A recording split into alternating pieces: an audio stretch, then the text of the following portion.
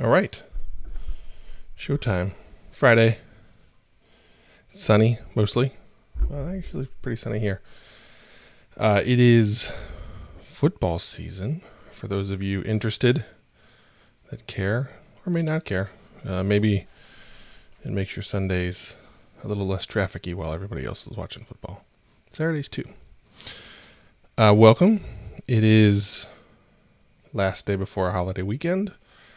So I imagine some folks are traveling. Be safe out there. I'll be heading to Richmond for soccer. Luckily, it's only a couple hours, so it shouldn't be too bad.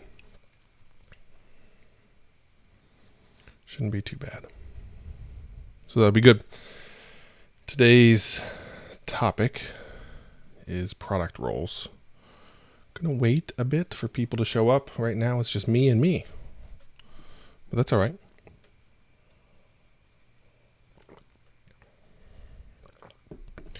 No sense in talking to myself. But luckily, we know when we have friends.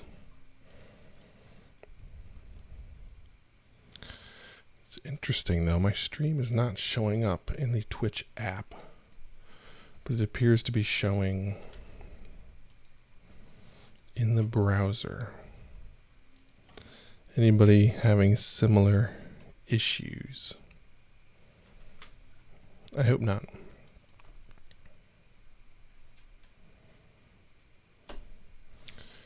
Everything behind the scenes looks good.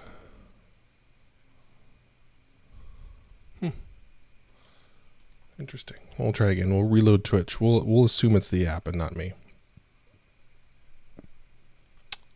because that would make it challenging if the stream's not coming through for everybody else. But that's okay. I do think I finally have all of the weird font styling. Okay, good, Scrum Sarge. Good. I guess it's just my Twitch app. The video just isn't streaming. I don't turn on my audio because I don't need any echoes or anything crazy there. But I do think I finally have all of the sizing of fonts right, because it's weird. When I go to stream, everything grows in size from a text perspective. I think I have some resolution setting issues. I got some comments. There's a handful of folks that come back and watch the stream a couple days later because they're occupied during this time of the week, and they always leave notes. And VA Agile at one point asked, "Are you still messing with that?" And yes, I was still messing with the fonts because it was bothering me. But I think I got it sorted out, so we're good. Scrum Sarge, good to see you as always. Thanks for being here. Today's topic is product roles, and it stems from a lot of confusion that I see out there across the board. And to me, the biggest issue is a lack of understanding of what the product role really does and what it offers. And then that often leads to an undervaluing of the roles, which is a terrible mistake. Thank you for 150, Sarge. It was exciting. We actually recorded that, gosh, it feels like a month ago, and then we had other episodes we had to get to. There's times where our availability to be in the same place at the same time is not as consistent as we'd like, so we have to jam in a bunch of episodes at once, and we had like 3 or 4 episodes. Yeah, you're right. It's been a while. Hey, Brave Dave, thanks for the resub. Welcome back. The question is, there's one more sizing. Hey, that's sized right. Look at that notification. It actually looks right. Yeah. Yeah, we've been recording. Lori Blue has been asking for a while. Actually, I got an email from Twitch, and September is apparently Subtember. And they're partnering with Subway to help with subscriptions or something. So it'll be interesting to see. There'll be new overlays and things like that. But welcome back, Brave Dave, Scrum Sarge. Topic is product roles, and it's this what I found is it's a self-fulfilling cycle where, especially in small companies, where founders were the ones that drove product and they were the ones making the decisions, and they had this omniscient view of what the customers needed, and they always had the answers, and they decided along the way. That is very successful for many small companies. Then a time comes where your product grows, your customer base grows. Maybe you now have a portfolio of different products, and that model is very hard to scale, where there is one person that has all the answers for all the different segments of your customers. That's just a big challenge. Like I said, it works well in a lot of places to get companies up and running with that initial product. I'm operating that way a little bit with this startup that I'm working on. I can tell you as soon as I can, I'm going to hire a product person because I know the difference that they make, and that's really what I want to talk to folks about.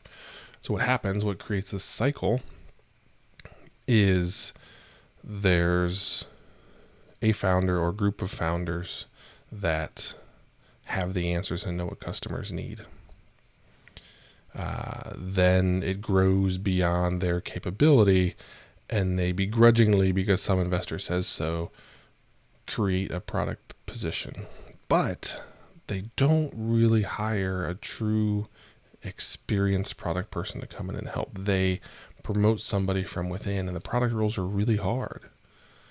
So then that person's not put in a situation to be successful, and the role of product is deemed a failure because of those things.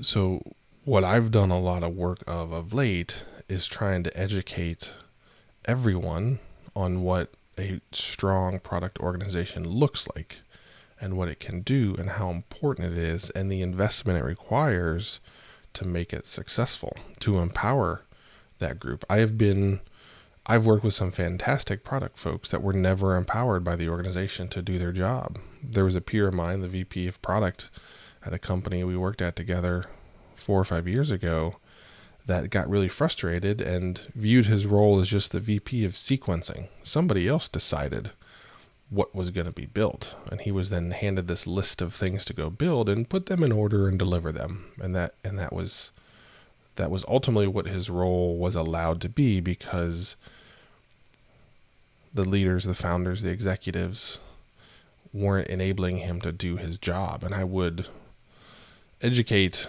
and nearly beg, just let this person do their job, because they're really good at it. You just need to get out of the way. Yeah, the super sequencer. Oh, yeah. So, I've even been in a position where, as a VP or director or whatever in software engineering, I have given up engineering headcount so that we could hire a product owner, product manager, whatever the label was at the company that we were at, because I have this very firm belief, and I've seen it happen, that a really good product role can accelerate a whole team of developers, and a very poorly executed product role will bring that same team's capability to deliver to a grinding halt, because work is not well lined up, well thought out, and actually prioritized to we're working on the most important things at all time that deliver value to our customers in fantastic ways. That's the real role. The real role is making sure, number one, and again, this sounds easy and obvious, but unfortunately it's not delivered on as much as we would like, to just line up the work and have it ready. Again, I'm minimizing, just line up the work and have it ready, right? Those are probably 6 or 7 words that trivialize the roles.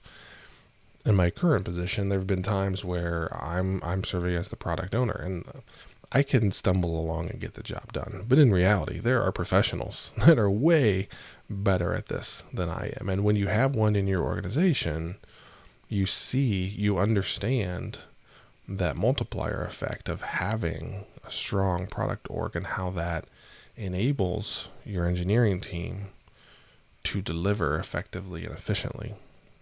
So often there are misconceptions about a engineering team's ability to deliver that when you trace it back, it gets down to the product role. So that product role is so important. Unfortunately, so many companies undervalue that and don't invest in hiring experienced product leaders. So I hope, Brave Dave and Scrum Sarge, you're nodding your head and you're saying, yeah, I agree. We've got fantastic product folks and it makes life so much better. Because if it does, then you're in a good spot and you're just like, yeah, Josh, you're right. We agree. High five. If not, I fear that I'm poking the bear and just have you say, yeah, tell me about it. I'm well aware of life without a good product person. But there's so many things that relate back to that. And I try and educate folks by so many executives end up having a deep understanding of the sales funnel and pipeline. And the way I try to educate them is that the product team is at the top of the funnel of work for your engineering team. They are the ones out there figuring out you do have this broad funnel at the top of all the things we could do.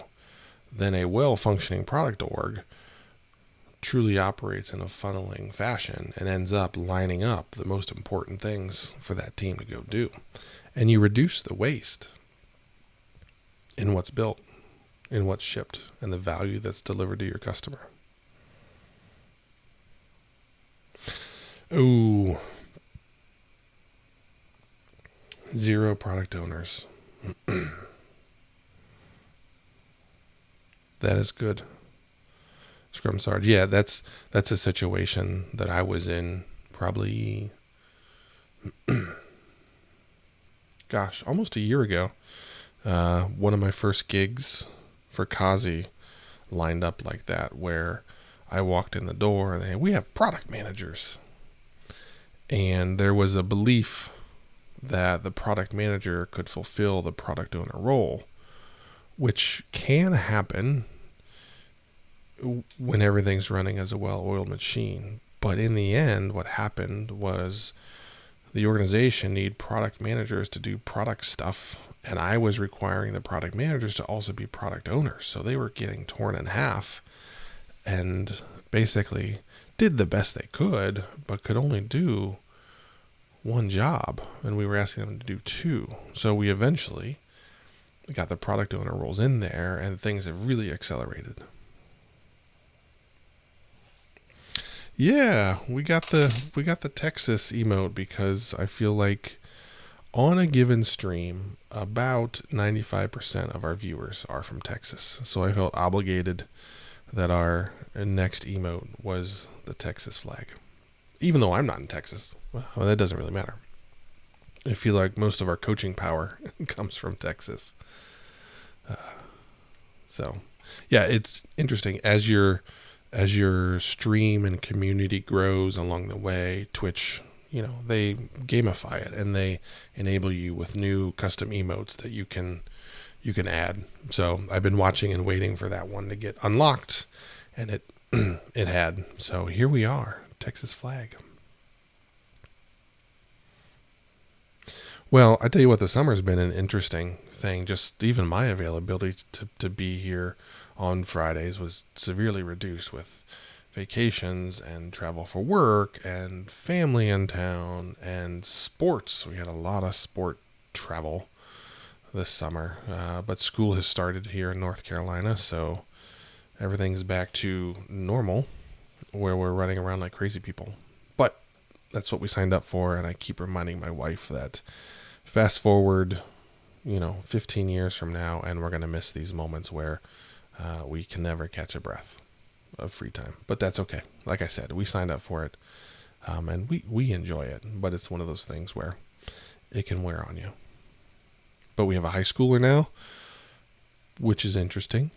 And her school starts very early, but she's also done very early. Like she's home by 2:30, which I don't think I ever had school end before 2:30, but her school ends at like 2:05 or something like that. And by the time she gets home from the bus, it's like 2:28.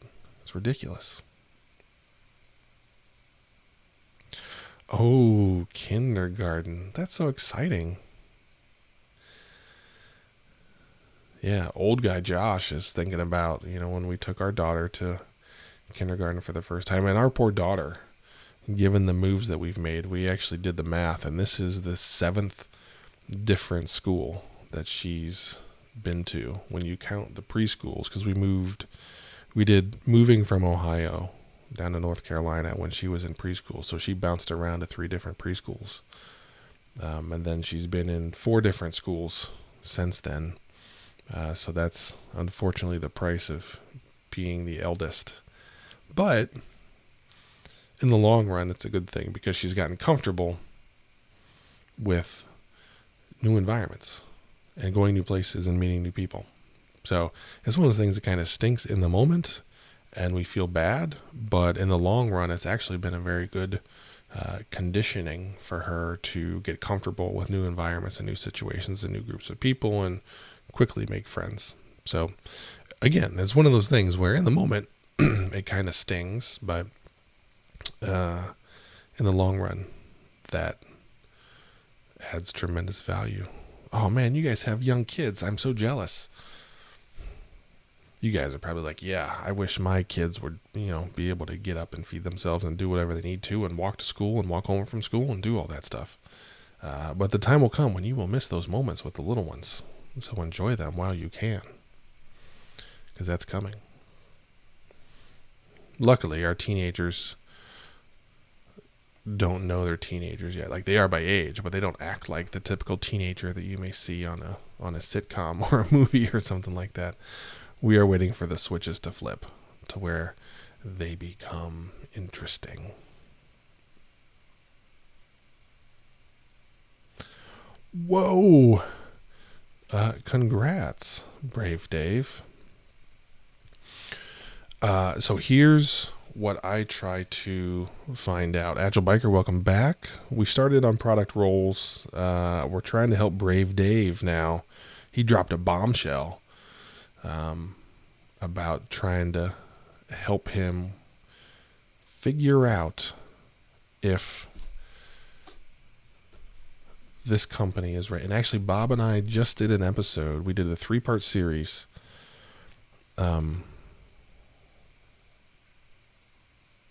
Oh, good clarification, Agile Biker. I'll wait and see before I go any further. I was going down the path that Brave Dave was looking to land somewhere new as opposed to hiring someone. So I will wait. As usual, Agile Biker comes in and corrects me. Okay. So my number one interview tool, and I can actually post something in here about that, is understanding how they handle conflict and are they comfortable with having a disagreement, especially with somebody that's their hiring manager. So what I try to do, and here we go, I found it. Incoming into chat.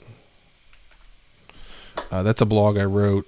Bob and I have talked about this a couple times in our podcast, but what I like to do is I create a scenario. So for an engineer, and you could twist this. Yeah, Agile Biker, you know what's coming. For engineers, I ask them to get up to the whiteboard and architect out a solution for a web app where I figure out what they like best. Is it books? Is it guitars? Is it whatever? And I ask them to architect out a solution to sell guitars online or whatever it might be. And one of the things that I do is when I know they're right about something, I disagree with them. And I tell them that I think that's the wrong decision. And what I'm looking for is I'm looking for a pause in contemplation and consuming your feedback and providing a counter argument back. What you don't want to see is you don't want to see someone just roll over and say, okay, Brave Dave, you're the boss, so we'll go with that. You also don't want someone that's going to get angry at being challenged. You want someone that's going to engage in a dialogue about that and restate their view on why they think this is the right answer. And again, begin that dialogue with you. And then at that moment, then you have what you need and you say, okay, cool. Yeah, you're right. That makes sense. Sorry. And you go on from there.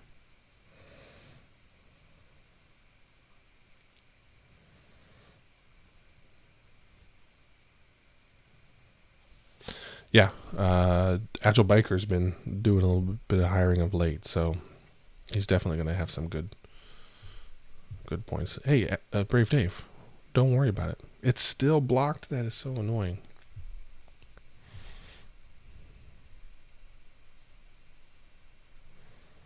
So that blog article walks through what I just explained. That's one of the key things that I do, and you'll know instantly how that person responds. We've had all kinds of various reactions along the way. I'm actually going to go back and edit the stream and remove that moment. Agile Biker. No, that's totally untrue. I don't like this teamwork. This is concerning. Yeah, that's so again, Agile Biker and I are working on figuring out the same thing. Do they have the people skills? Because that is a people skill of, can I engage in a high stakes conversation comfortably and not make it uncomfortable, especially as a Scrum Master or an Agile coach. If you see that your Scrum Master or Agile coach can't have a high stakes discussion confidently, comfortably, and not creating an awkward situation, then how in the world can you expect the rest of the team that they're helping shepherd along the way do that well? So you have to see them set the bar and show that it can be done well.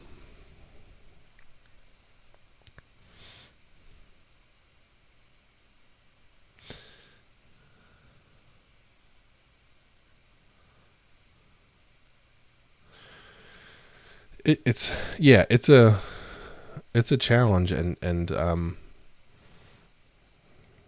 responding to Agile Biker's point about pushing back. So maybe I tell them they're wrong. That's probably too strong of a definition. What I do is I say, Mr. or Mrs. Scrum Master, I don't understand why you would do that. Why would you not do X or Y? So I'm not saying, dude, you're wrong. I just provide a counter argument to what they're proposing. And then what happens?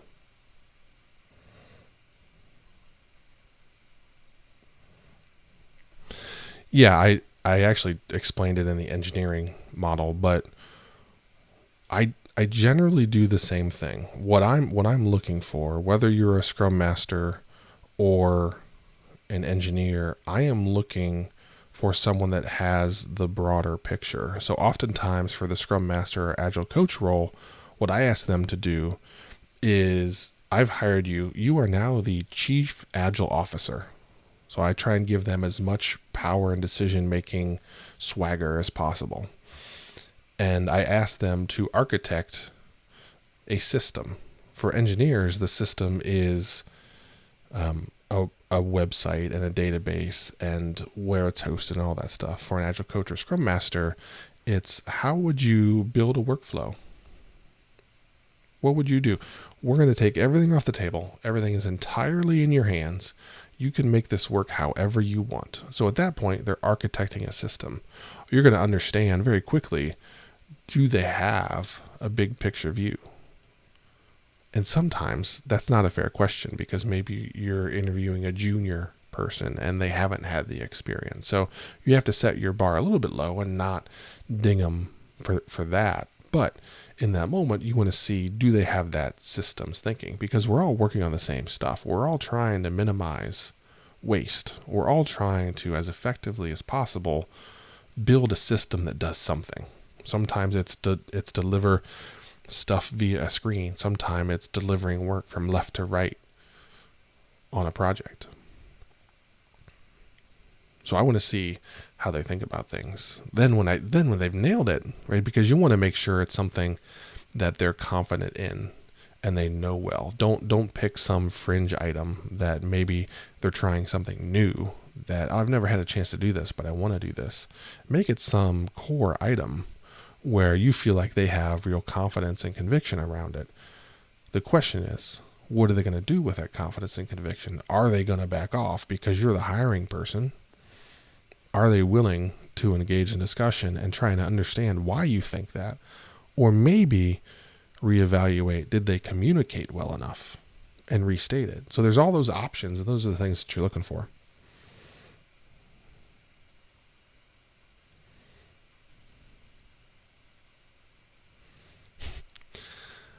You know, Agile Biker,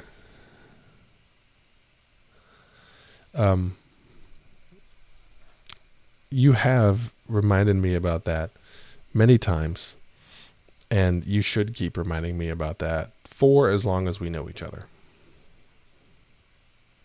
I know I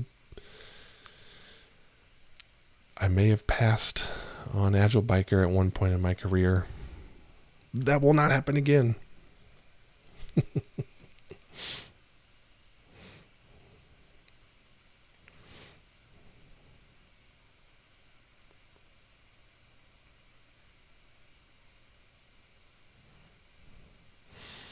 Yeah, to pair with Agile Biker,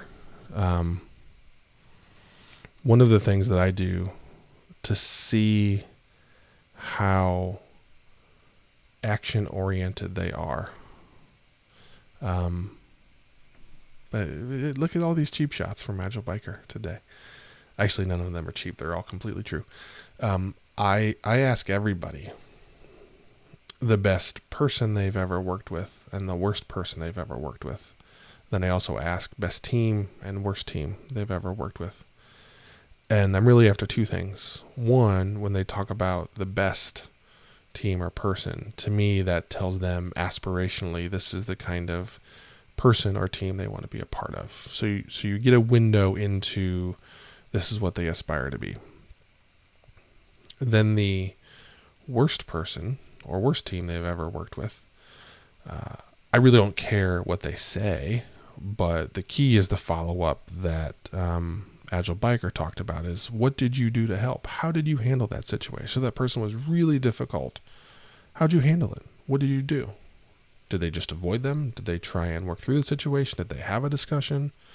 The best team especially is super important for this role is how did you handle it? Or did you just like bail and walk away?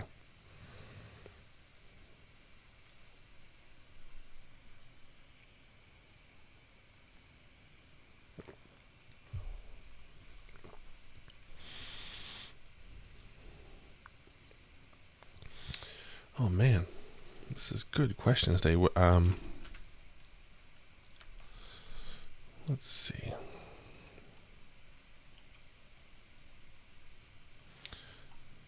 I feel like this is just content advertising. I'm sorry for all the links to my content. Easy Stripes, that's a podcast that Bob and I did about how to figure out if a company is the type of company you want to be at. So there's an episode that we did there. One of the things that can be a very telling thing. If the directors or VPs don't understand well enough, or they have different priorities, is that going to be a good place to work? So in reality, they might be doing you a favor, by showing their hand.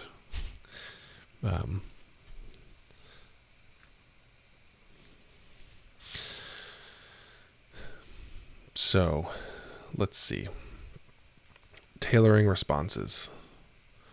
I'm going to agree with Agile Biker, and then I'm going to disagree. I'm going to, because I know where Agile Biker is going, but I want to make sure there's a point. Not everybody is going to have the same lingo. What the roles we live in have different customers. Your teams are your customers also. Executives are your customers also. And they are looking for different information to understand how things are going. So it's going to be important. Again, you've got to understand the segments of your customers. If you're building a business and or a product, or you're working in an organization, you have to understand the customers and the different needs that they have. So yes, that's important to tailor your message like that. But the reason I want to say this is because this is something I used to do that I stopped doing. And I'm very happy that I stopped doing that. There were periods in time when I was interviewing with executives, I would downplay my view on teams being the most important thing. And I have even said in interviews, and it pains me to say this, but it did, I would apologetically say I'm a team first person. And I would follow that up with maybe to a fault, because I felt like, oh man, they're going to want me to come in here and do whatever and have this strong hand over the team. And in reality, that's not who I was. That's not who I wanted to be. When I stopped telling people that and I stopped apologizing for my beliefs, I found that I was more successful and I was happier.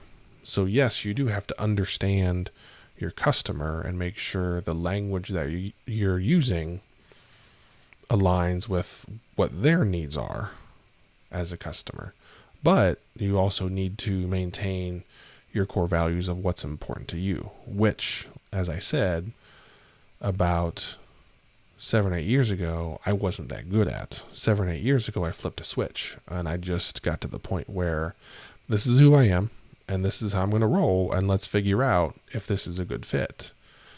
Because I was tired of going into companies and realizing halfway through that it wasn't really a good fit. And so I started to retrospect on what could I do differently to make sure that doesn't happen. So yes, understand your customer, use words that make sense to them, but maintain those core values.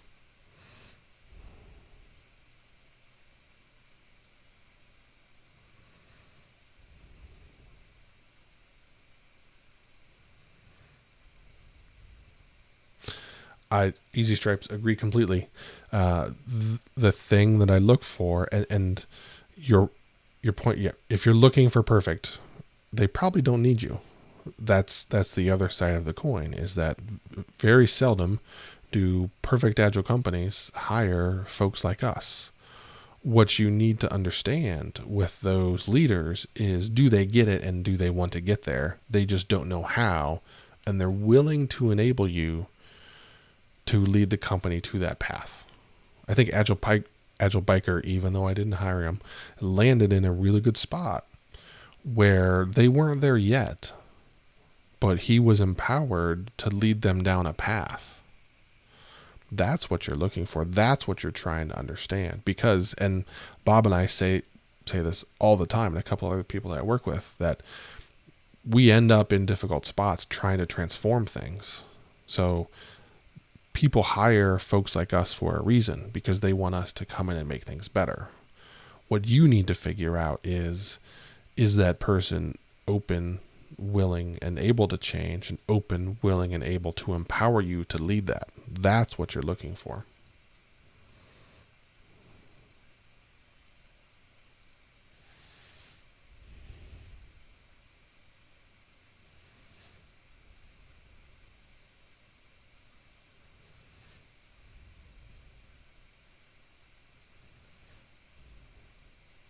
Yeah.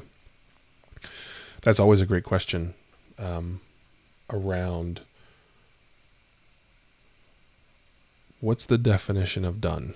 Now, again, you might not use that wording with a VP or executive that doesn't really know definition of done, but you want to understand from their perspective what that finish line looks like. You know I've delivered in this role when X, Y, and Z happens. What is X, Y, and Z? Sometimes you might need to coach them up on that, and maybe that's not really the right destination. Here's what I think the destination should be. And in a good organization, again, just like the question we talked about a while back, in a good organization, you're going to provide a slightly different approach to what they were thinking, and they're going to consume that, process it, and say, you know what? I think you're right. That might be the direction we need to go. That's why we need someone like you. So in a good organization, something like that happens. I've been lucky enough to be in a situation like that where there was an expectation that this role was going to go in a certain direction. And after spending a couple hours with them, I said, you know what? I'm not sure we should go this way. I think we should go this way. And here's why, because it gives us whatever. And do they already have it baked in their mind? Like, we're going with safe. That was something that happened to me. I landed somewhere and it was decided we were going with safe. And I tried to understand why safe was the answer. And I provided an alternative direction, and they said, okay, cool. You own this. That sounds good. Make it happen.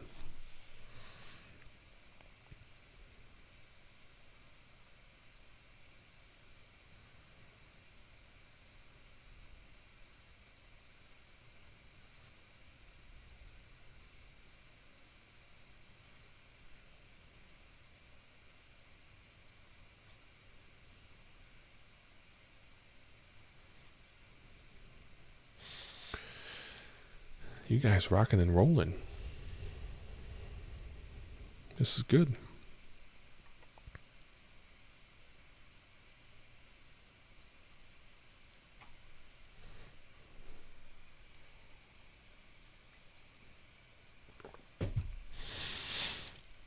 Let's see, what other questions along the way are helpful?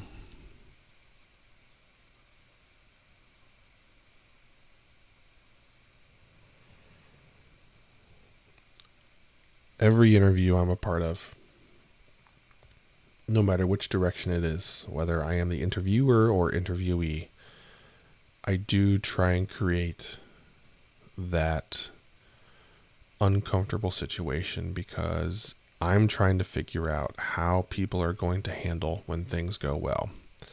So many people are fantastic teammates and or leaders when everything's going swimmingly well. But that's not where you find out who people really are. You find out how agile someone is when things aren't going well. Do they really believe in it? Are they willing to invest in what it takes to get there? I've heard executives talk about slowing down to speed up. And even though that's a bit cliche, the fact that they understand that and are willing to be patient with what it takes to become a high-performing team and all the roles that are needed to get there, since we did start talking about product roles, are they willing to invest in those roles? Do they understand why? Are they willing to accept feedback on team structure, product organization, whatever it might be? Are they willing to listen and begin that dialogue and reshape things with your input? Ultimately, what good leaders want is they want someone that they can hand the keys to and they trust and know it's going to get better. That's the ultimate goal as a leader. Then there are the opposite, where they are looking for you to come in and execute what they believe to be the right answer, and they're not going to empower you to do that. They just want you to execute what they've decided is the proper solution. That's the place you don't want to be.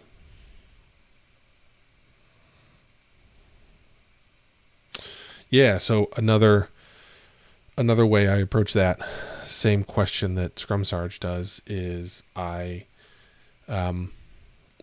again paint a scenario where, okay, we've decided you're the absolute perfect person for us to come on board, and we're going to give you $50,000 to go learn something. What is it? What are you going to do? How are you going to spend that money?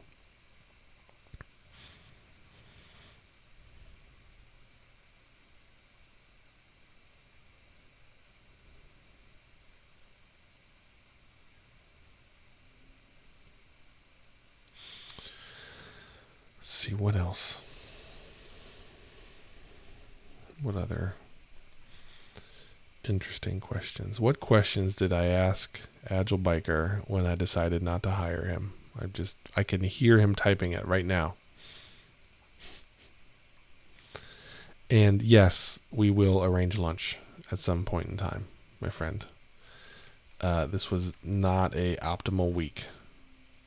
Next week should be good. There's actually a big trade show where a significant part of the leadership organization is going to be there, which should free up my time. Oh man, Kazi Discord is quiet these days. It is. Maybe it's not the right forum. I don't know. I check in there as often as I can, but Lori Blue in the house. Welcome back. We've had some good chats on hiring, how to interview Scrum Masters, how to be interviewed, or actually how to interview the company as a candidate for a Scrum Master role. That's probably a better way to say that.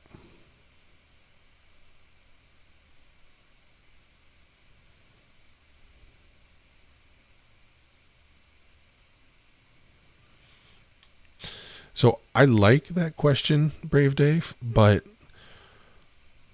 what I've found is that when you ask that question directly, which is why you'll hear me always set up these scenarios, when you ask that question directly, they know what you're looking for. And a good salesperson, whether they're in a sales role or not, but oftentimes leaders are very good at sales. A good salesperson will say the things you want to hear exactly as you want to hear them.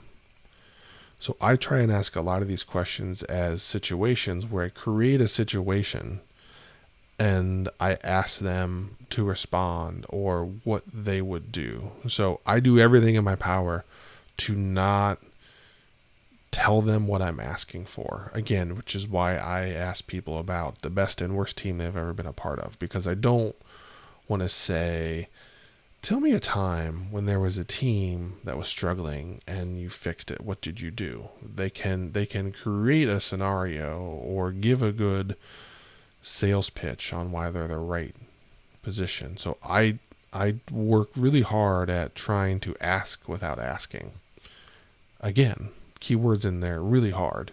It's taken a lot of time to get those questions tuned to where I can ask them and they understand what the heck I'm asking in that moment, but also they don't necessarily understand the angle that I'm coming at. I'm not trying to trick them. I'm just not trying to enable them to have that layup answer where they're going to give you the textbook reason or what they think you want to hear. That's my goal.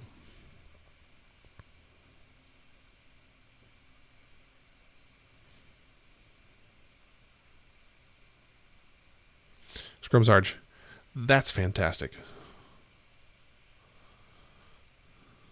Because Agile and DevOps and dashboards and product manager, right? Those are all things that get thrown about in all these organizations that everybody has a different definition of what they mean. So that's really good. That's the right thing to do. It is one of those terms that gets overused and poorly defined so often. All right, Brave Dave. So you're going to go interview this person and they're going to be fantastic and you're going to come back next week, or to Lawyer Blue's point, you're going to drop into Discord and say, we hired them. They were wonderful. I hope that's true. I hope it goes well, because hiring is hard. It is time consuming. But when you do it right, the returns are phenomenal. But be patient with yourself as an interviewer or an interviewing organization. Hiring, like I said, is hard. And like anything, it's a learned skill. I was lucky enough, and again, this is one of those situations where in the moment I didn't feel lucky, but in the long run it turned out to be lucky, to where the first organization that I worked for when I moved here to North Carolina was contractor based, and so we would have to interview and hire a ton of people to just keep this cycle of contractors coming in to support us. So I was forced into a position where I had to interview often, and I worked really hard to optimize that and minimize the waste, both on myself but on the team, and only bring in highly qualified folks. But that takes effort and energy, so it's hard. Know that, Brave Dave. Be patient with yourself. Well, you're going to come in there, Brave Dave, and you're going to post, and it's going to be awesome. And we're going to be happy for you. It'll be exciting. That will be good. So, what else do we have, folks? Anything else we can discuss? Besides Bob Ross's fantastic hair. Who, my oldest son, 13, is a gigantic Bob Ross fan. We find ourselves watching Bob Ross on Twitch. Since we're on Twitch, everybody should know that they have like weekend marathons of Bob Ross shows streaming live on Twitch. And so often I'll walk in a room and one of my children is just hanging out with Bob Ross, watching. And then another one sits down and watches. It's amazing. That guy has a magnetic quality that my kids are drawn to. So, Bob Ross is big in our house. All right, well, good luck, Brave Dave. Hope it goes fantastically well. If fantastically is even a word, I hope it is.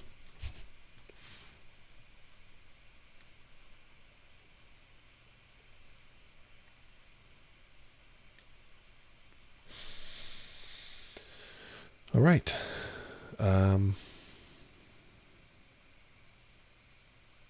Anything else before we shut it down for the day?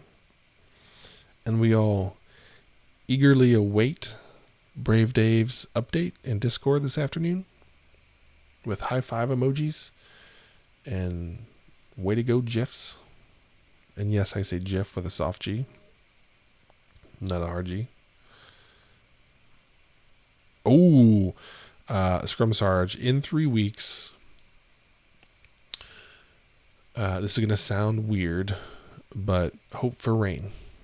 Because as I mentioned, it is prime time for sports for us, and weekends are generally spoken for. So if it rains and our baseball tournament is rained out, I will be there. If not, I will probably drop in as I can if the schedule allows. So I do hope/plan to be there as much as I can, but it may end up, just given scheduling of kids' stuff, that my availability will be essentially zero. But I am hopeful that I can get there and say hello to everybody that is there. So Scrum Sarge is there, it sounds like. Anyone else? Bob is there. If you're there and I'm not there, walk up and introduce yourself to Bob. And tell him you're on the stream. And I think he said you guys met at some point in Texas, naturally. So I think you've already done that. But to anybody else that's on the stream that is going to be in Raleigh for the Agile Coach Camp, I will do my best to be there. Like I said, kids' sports schedules are crazy in September, but I'm going to hope to swing in at least a little bit. And if not, at least say hi to Bob. Yeah, Texas is a small. It's pretty small. But I think he met you and Lori. No, not Fire Sue. You and Fire Sue. At probably a class he was giving. I feel like that was a few months ago. So cool. All right. Well, as I mentioned in the go live notification, we do have the hurricane out there. There are some models that show it heading up the East Coast and hitting us relatively hard, but that's a week away. I will update everybody if power is an issue or whatever we may have. But hopefully everything is smoothly, everybody's safe, and we're good. So hopefully it just heads back out to sea and doesn't go over to Texas or up the East Coast and hit us here in North Carolina. So we'll keep an eye on the hurricane and do our best. Yeah, I think Bob met Fire Sue and Lori Blue and Scrum Sarge all in one trip or something like that, or in trips pretty close to each other. So Bob's just a good dude. He's helped me a lot, and I appreciate it. And we have fun together on our podcast. So, all right. Well, thanks for swinging in. Thanks to everybody for helping Brave Dave. Looking forward to him crushing that interview and hiring someone great. All right. So I am out of here. I'm going to go write some code this afternoon. So hopefully I don't break anything too badly. All right. Take care of yourself, everyone.